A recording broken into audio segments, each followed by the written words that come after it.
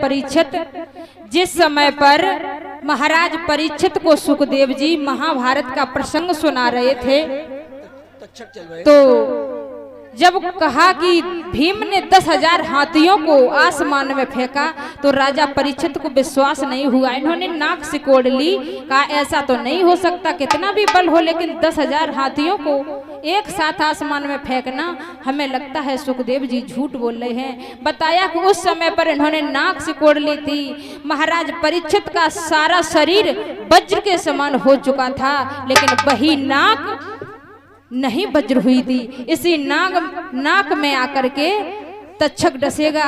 इधर गुरु धनवंतर जी को बुलाया गया कि देखो तक्षक नाग आएगा और वो डसेगा, आप पुनः जीवित कर देना। इधर से गुरु धनवंतर का आना हुआ है और उधर से तक्षक नाग का आना हुआ है। बीच में मुलाकात हुई। धनवंतर ने पूछा कि तक्षक तुम कहाँ जा रहे हो? तो तक्षक नाग बोला कि महाराज परीक्षित का अंतिम समय आ गया है और उन्हें इस दुनिया से यमपुरी भेजने के लिए जा रहा हूँ। धनवंतर कहने लगे ठहर जाओ नाग, मैं भी वहीं जा रहा हूँ और मेरे तेज के आगे तुम्हारा जहर काम नहीं करेगा। जब ये बात गुरु धनवंतर ने कही तो तक्षक बोला तो 2-2 हाथ यहीं पर हो जाएं, देखते हैं तुम आगे निकलते हो, भैया शोर कम करें कि हम आगे निकलते हैं। उसी समय पर तक्षक नाग ने एक वृक्ष पर फुसकार मारी तो वृक्ष जल करके राख हो गया और जो ही गुरु धनवंतर ने अपनी नजर डाली तो वृक्ष उसी तरीके से हरा भरा हो गया। तक्षक ने सोचा अब तो पेश नहीं जाएगी, मैं इसे डसेंगे और ये जहर खत्म कर देंगे। तक्षक ने दिमाग लगाया, आगे बढ़कर के उसी गैल में ये एक छड़ी रूप में लेट गया।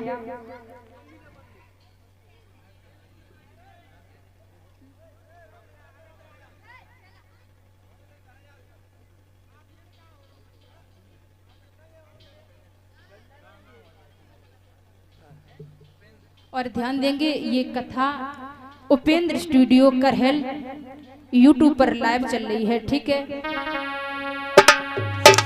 बोलिए गोविंद भगवान की। जो भाई देखना चाहें वो देख सकते हैं उपेंद्र स्टूडियो करहल से ये डाल करके।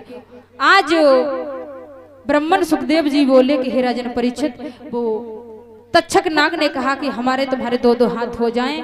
जो ही धनवंतर ने नजर डाली तो वृक्ष हरा भरा हो गया। तक्षक छड़ी बन के आगे लेट गया। गुरु धनवंतर नहीं समझ पाए कि तक्षक ने मेरे साथ में चाल की है। आज उसी समय पर गुरु धनवंतर ने समझा ये छड़ी है और उन्होंने अपने हाथ में उठा के कंधे पर रख ली। कभी जमीन पर रखते हैं कभी कंधे में। अचानक इनकी पीठ में खुजली हुई तो उसी छड़ी से गुरु धनवंतर ने यूं करके खुजलाया और जो ही खुजलाने को किया उसी समय पर तक्षक ने पीठ में डस लिया गुरु धनवंतर को। अब पीठ पर गुरु धनवंतर की नजर नहीं जा सकती थी। अब इन्होंने गुरु धनवंतर ने कहा शिष्यो गजब हो गया, मुझे तक्षक ने डस लिया है और मैं तुम्हें एक उपाय बताता हूं, अगर वो तुम उपाय कर लो तो मैं शायद जीवित हो जाएं। तुम मुझे जिंदा जमीन में दबा दो और 3 महीने तक मेरी ढाक बजाओ, हम पुनः जीवित हो जाएंगे। उसी समय पर वो शिष्य ढाक बजाने लगे हैं और गुरुजी को जमीन में दबा दिया। कैसे ढाक बजाते हैं?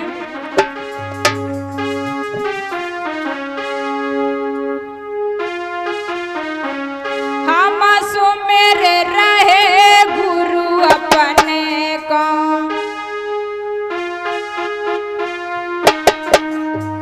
हम सो मेरे रहे गुरु अपने को, मेरे असन में हो सहाय नाग, मेरे असन में हो सहाय रे।